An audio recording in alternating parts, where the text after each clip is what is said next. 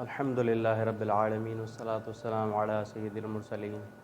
اما بعد فاعوذ باللہ من الشیطان الرجیم بسم اللہ الرحمن الرحیم۔ آج پھر ایک نئے ٹاپک کے ساتھ سیدھی سادی باتوں میں دانش کے ساتھ۔ آج کا ہمارا ٹاپک ہے حلال اور حرام میں کیا فرق، اور ہم اس کو کیسے سمجھ سکتے ہیں کہ حلال کیا ہے، حرام کیا ہے۔ حلال ہر اس جائز کام کو کہتے ہیں جو اللہ تعالیٰ کی طرف سے ہمیں حکم دیا گیا ہے کہ کن چیزوں کو استعمال کرنا ہے، کیسے استعمال کرنا ہے، اور حرام جس کے لیے ہمیں پابند کیا گیا ہے کہ ان چیزوں کو نہ کھانے پینے میں استعمال کرنا ہے، نہ روزگار کے لیے استعمال کرنا ہے، نہ خرید و فروخت میں ایسے عمل کرنے ہیں جو حرام ہوں۔ آج کل جیسا دور گزر رہا ہے اس میں بہت بہرہ روی پائی جاتی ہے، اور حلال اور حرام کا فرق فراموش کر دیا گیا ہے۔ اب زیادہ تر لوگ اس بارے میں نہ سوچتے ہیں، نہ باتیں کرتے نظر آتے ہیں، نہ ان کی فکر میں ایسی کوئی بات موجود ہے۔ حرام کام کرتے وقت آپ کو ایک فیلنگ آ جاتی ہے، جب آپ کوئی غلط کام کر رہے ہوتے ہیں تو آپ کو ایک فیلنگ آ جاتی ہے کہ یار میں شاید کچھ غلط کر رہا ہوں، کچھ ایک تھوڑی سی قدرتی اللہ تعالیٰ نے آپ کے اندر کچھ ایلیمنٹس رکھے ہیں جس میں آپ کو ایک فیلر آ جاتا ہے کہ یہ ٹھیک نہیں ہے، لیکن پھر بھی ہم اپنے آپ کو کسی طریقے سے منا لیتے ہیں، جس میں شیطان بھی کہیں نہ کہیں دخل کرتا ہوگا کہ آپ کو کنونس کر دیتا ہوگا نہیں جو تم کر رہے ہو یہ صحیح کام ہے، تمہاری یہ مجبوری ہے، تمہارے بیوی بچے ہیں، تم نہیں کرو گے تو تمہارا کیا بنے گا۔ تو اس قسم کے کچھ وسوسے اور کچھ ایسی چیزیں جو آپ کو حلال اور حرام میں فرق کرنے سے روک دیتی ہیں، جس کا نقصان الٹیمیٹلی آپ کو آنے والی زندگی میں ہوتا ہے۔ جیسے آپ کے حالات ہوتے ہیں اس میں کہیں نہ کہیں آپ سفر کر رہے ہوتے ہیں کسی نہ کسی چیز میں، آپ کسی بڑی بیماری میں مبتلا ہو جاتے ہیں، آپ کے گھر میں کوئی بیمار ہو جاتا ہے، کوئی ایسے معاملات ایسے حالات پیدا ہو جاتے ہیں۔ اگر آپ حلال کام کر رہے ہیں، حلال رزق کما رہے ہیں، حلال کھا رہے ہیں، اٹھنا بیٹھنا آپ کا جائز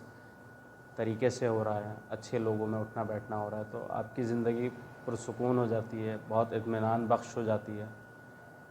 بیماری تو اللہ تعالیٰ کی طرف سے ہوتی ہے، لیکن اگر کوئی ایسی بیماری ہو جائے جو لا علاج ہو اور آپ اس سے نکل ہی نہ پا رہے ہوں، سمجھ میں نہ آ پا رہا ہوں، تو یہ آزمائش بھی ہو سکتی ہے اللہ تعالیٰ کی طرف سے، اور آپ کے کسی عمل کا نتیجہ بھی ہو سکتی ہے۔ اور آج کل جیسے حالات ہیں تو جو انسان کر رہا ہے تو اس کے زیادہ تر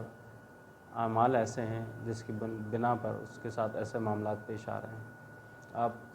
اپنا ایویلویٹ کر سکتے ہیں، آپ اپنا اندازہ کر سکتے ہیں کہ دن میں جتنے بھی آپ کام کر رہے ہیں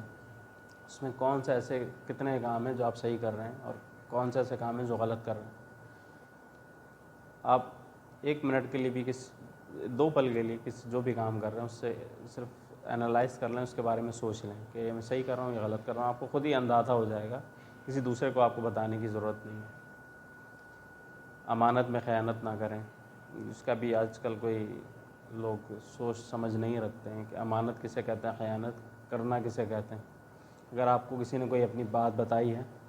تو آپ کسی دوسرے کو وہ بات نہ بتائیں کہ کوئی ایسی بات ہو جس کی وجہ سے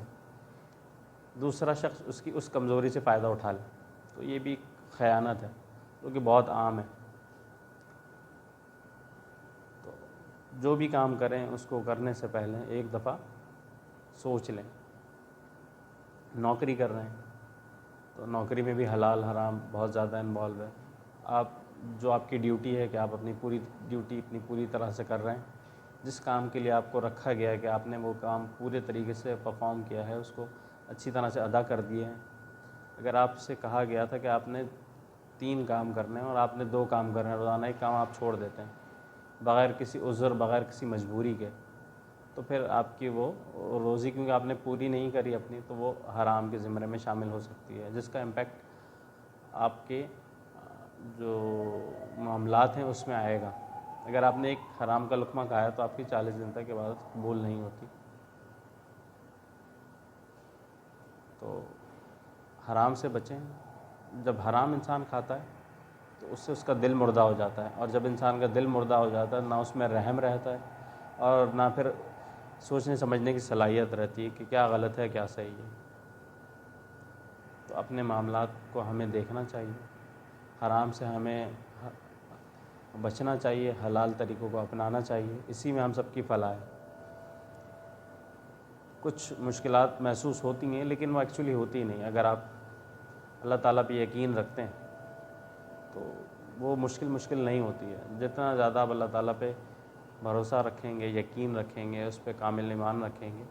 آپ کی زندگی اتنی ہی آسان ہو جائے گی۔ تو اللہ تعالیٰ ہم سب کو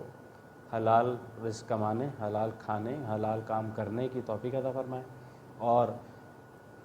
حرام چیزوں سے بچنے، اس سے دور رہنے، دوسروں کو بھی اس کی حرام سے دور رہنے کی تلقین کرنے کی توفیق عطا فرمائے۔ اللہ تعالیٰ ہم سب کے لیے آسانی فرمائے اور دوسروں کے لیے آسانی کرنے کی توفیق عطا فرمائے۔ آمین بجاہ نبی العامین صلی اللہ علیہ وسلم۔